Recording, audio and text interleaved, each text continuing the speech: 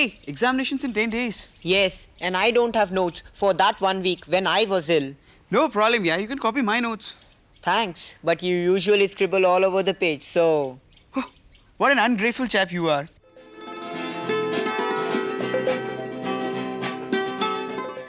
Most of us need to write notes at some time or the other.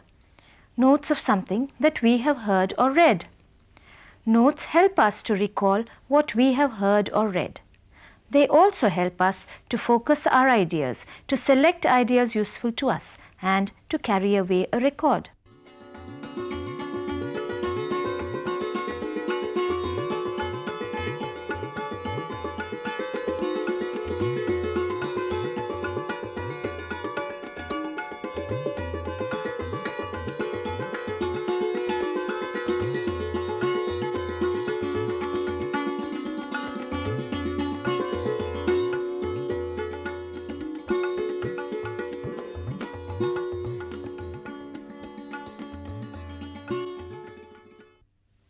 Notes can be written in different ways.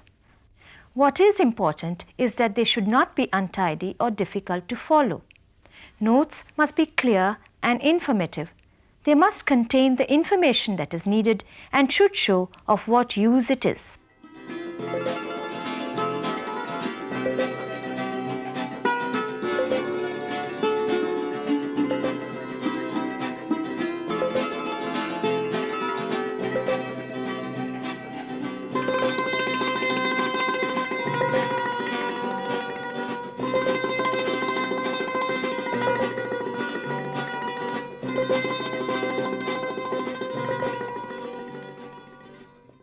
Reena, I need your help. My help? What kind of help? Can I have the notes you wrote last month? You know, I missed a couple of classes and I need to get the notes from somewhere. Okay, but I have my own way of writing notes, short forms and things like that. Will you be able to follow? I think so. Your handwriting is neat and you do so well in the tests. Alright, you can have them after this class, but I want them back by Monday. Sure, I'll get them back. Thanks a lot. Good morning, students. Good morning, sir. Today, I will continue with my explanation of how inflation affects the economy. As you know, inflation is the situation in which there is a general and persisting rise in prices. The effects of inflation are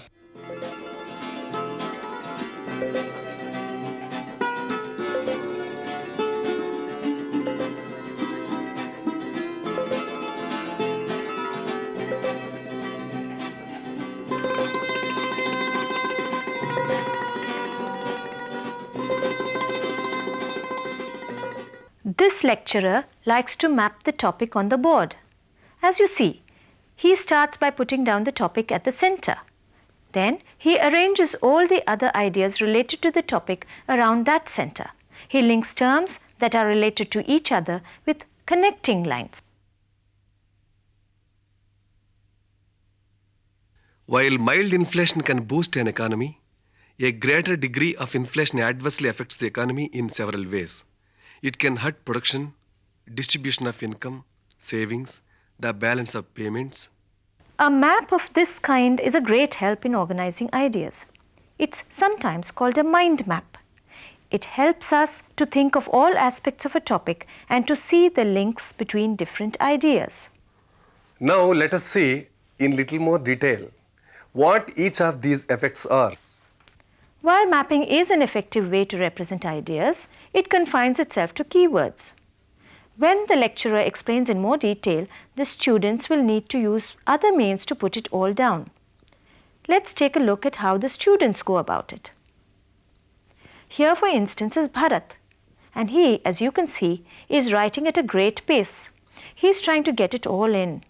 But, oh my, it's obvious he's not keeping up all the time.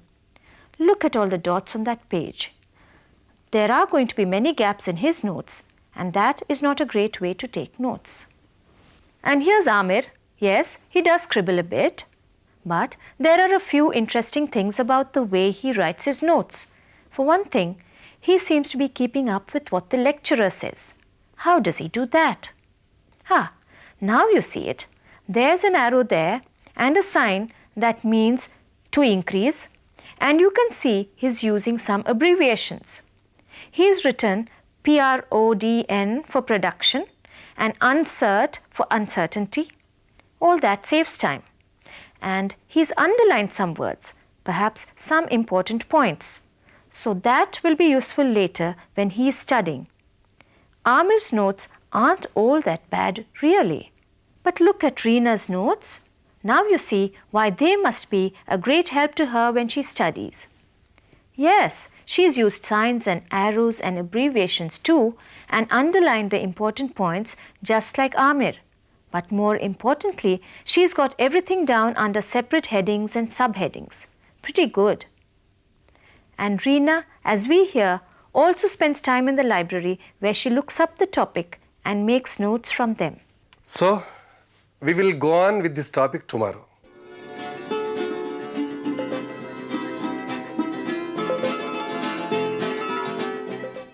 Hi Reena, Hello. we've been looking at your notes. Tell us, do you make notes in just the same way when you go to the library? In the library, well, I might just write them in the same way, but there is a little more to be done. You can't just copy things straight out of books. So what do you do? Can I show you in the library? I'll be there in just a few minutes.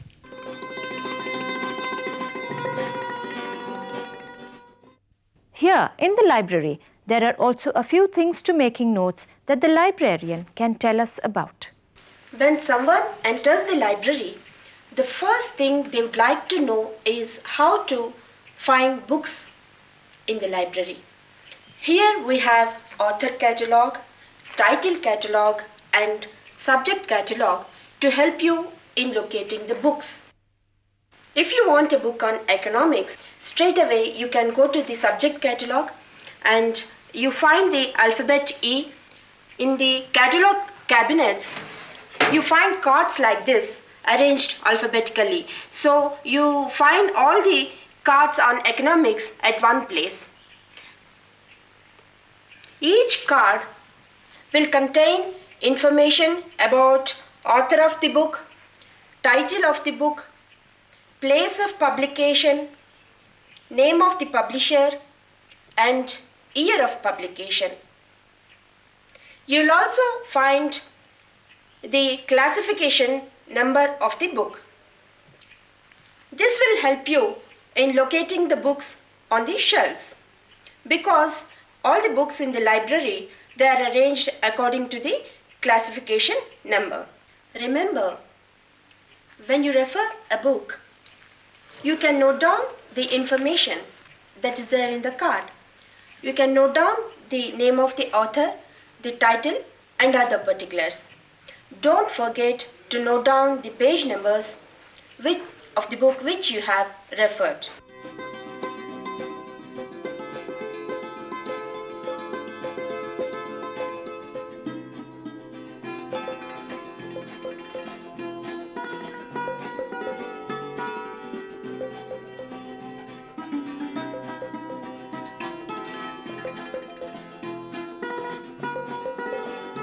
And now Reena's here. She's already found her book and is ready to make notes. Okay, here's my book and I'm going to take down notes from this chapter. Inflation again? No, this is for my biology paper. This is on food chains. So how do you copy bits out of it? As I told you, it's not much use just copying excerpts from it. I tried that in the beginning, but I found that I wasn't really grasping what I was copying. I also realized that I was writing too much.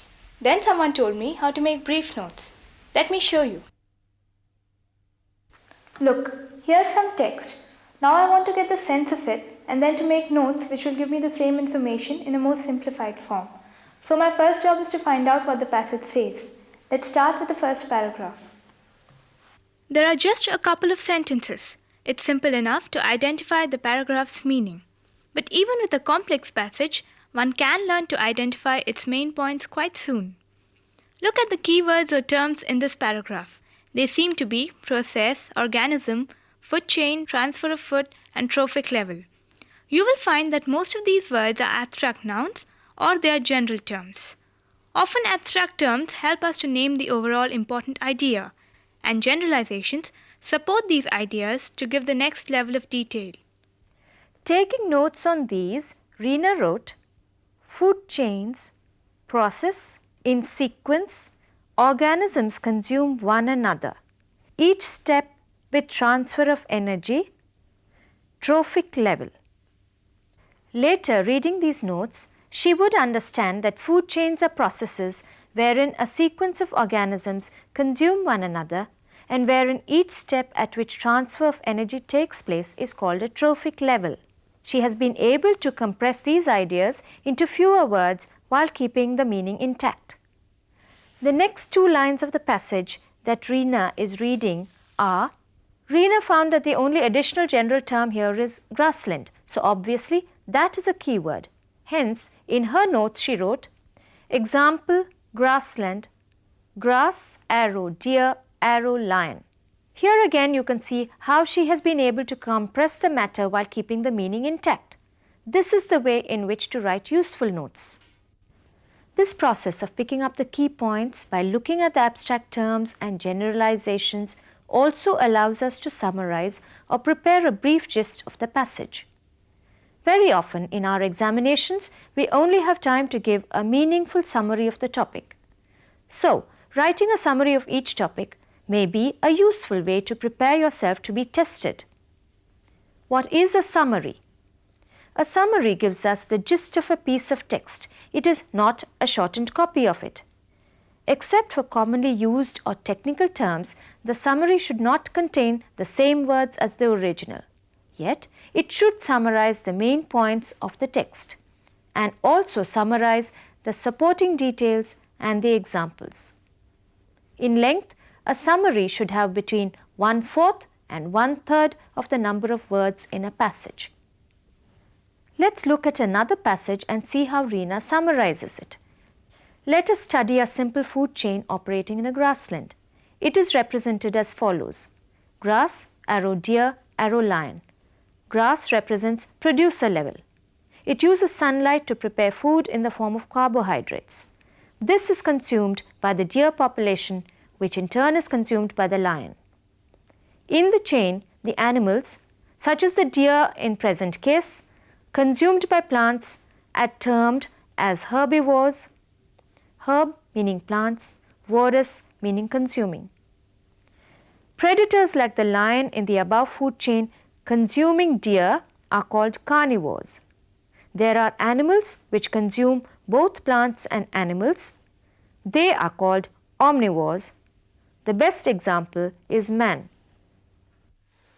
When I picked the key terms in this passage, this is the list I got.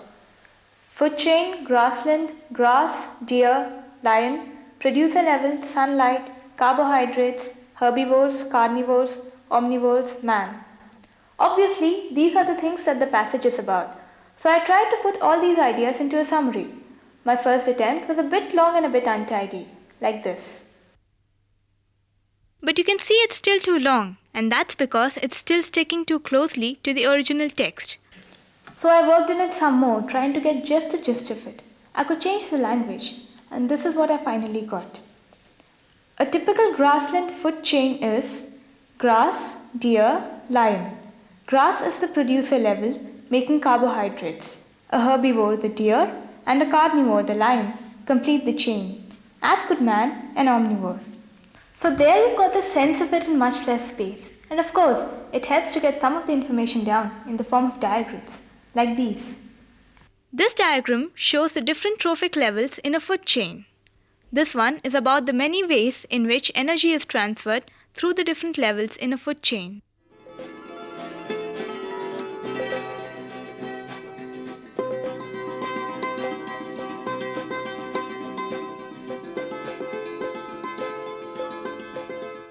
If you can use diagrams along with just the needed text, you have all the information needed, and at the same time, you have saved energy, space and time. Apart from diagrams, there's another useful way to show and to compare facts and ideas. I often use a grid or a matrix. A matrix can be of great help in making notes. The other day, for instance, I used it to represent the internal structure of the earth. I had to write down all these details about the structure, the composition and the thickness of each layer. So this is the matrix that I made. Whenever I have to record information about different categories of something, Like the different structures of the earth, I use a matrix. I also use it when there are two or more different ideas or facts to be compared. So how does one start to prepare a matrix? The first step in creating a matrix is simple. First, decide under what headings or subheadings you want the information. Next, draw up the grid of boxes in which you need to put your information, like this.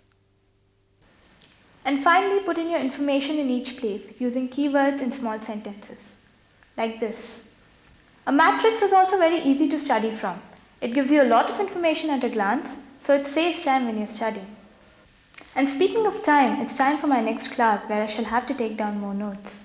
Are there some more tips you can give us about writing notes? Well, I've told you all I know. After all, I've shown you how you should make brief notes, putting all the information in a simple form. Learn to summarize, make use of diagrams, where possible use a matrix, and use abbreviations and keywords. All this should help you in making notes. And so, as you've seen in this video, when you make notes, you should try to get the gist of the matter. It helps to identify the main overall ideas contained and the supporting facts. Get all the information down in simple form. For this, use keywords and abbreviations. It's often useful to map the ideas. Learn to summarize and where possible, use a matrix or a diagram. And now, for certain, you should be making useful and effective notes. Degree 3వ సంవత్సరం విద్యార్థుల కోసం English literature course 3-4 నుండి కొన్ని వివరాలు ఇప్పుడు. Welcome to your study of English literature. I am sure you have selected English literature because you enjoy reading English and you would like to know more about English literature. This year, that is in the 3rd year, we bring you 2 courses once again, this time course 3 and course 4, which tell you about the history of English literature and language, and course 4, which is about English poetry. Course 3 is a history of English literature and language and some literary forms. Course 4 is about English poetry.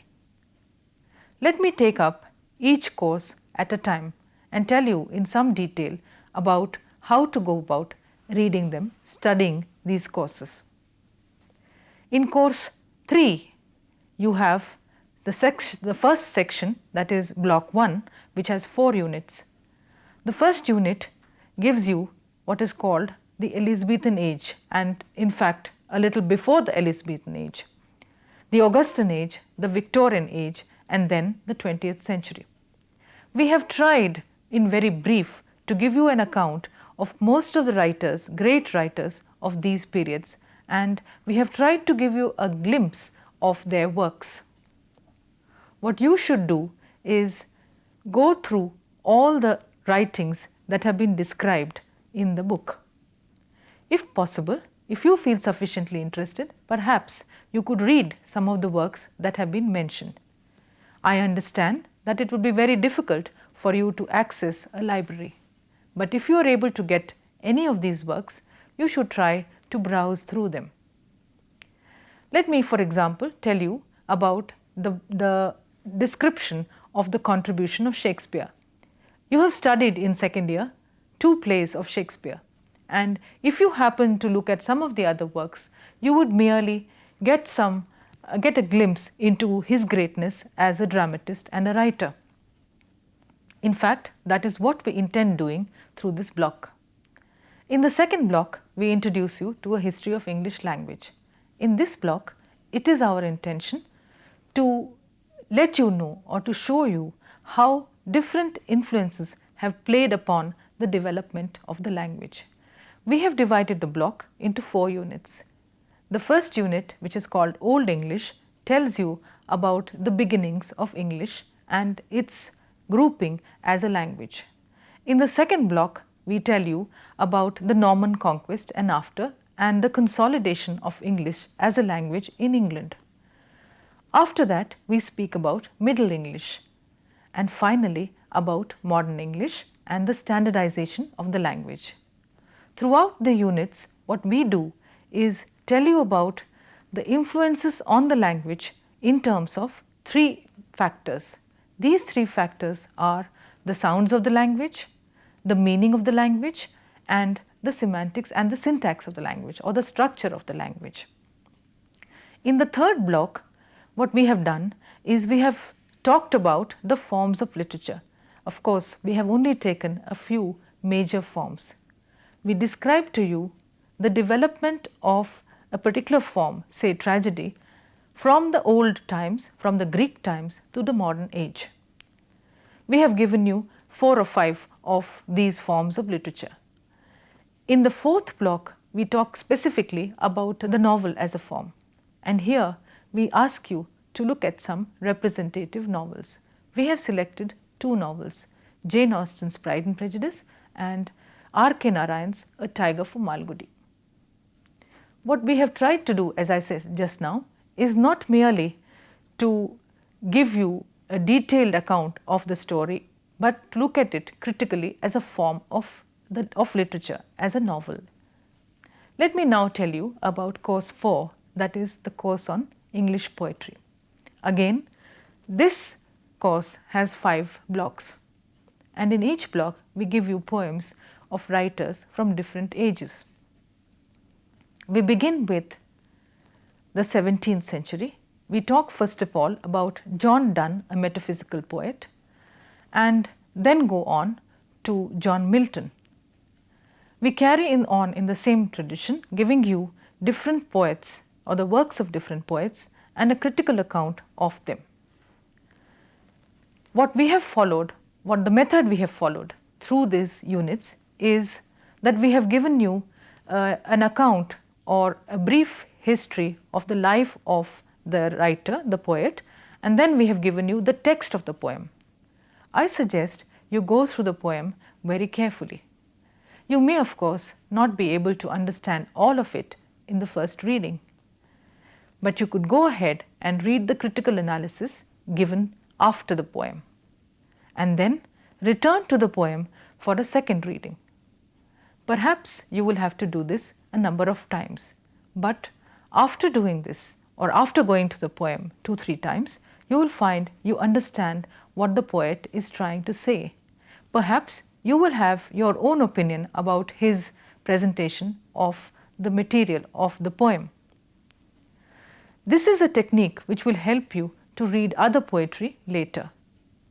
The reason why I am asking you to read the poem carefully is also that during the examination you will find it very useful, because these poems are for detailed study. What we mean is that we will expect you to recognize lines from the poem which are given for reference to the context. You will be expected not only to locate the lines, but to talk about them, to place them in the context and to critically analyze them. This study of poetry will definitely help you to read poetry better and to appreciate it more. Good luck for your study of literature.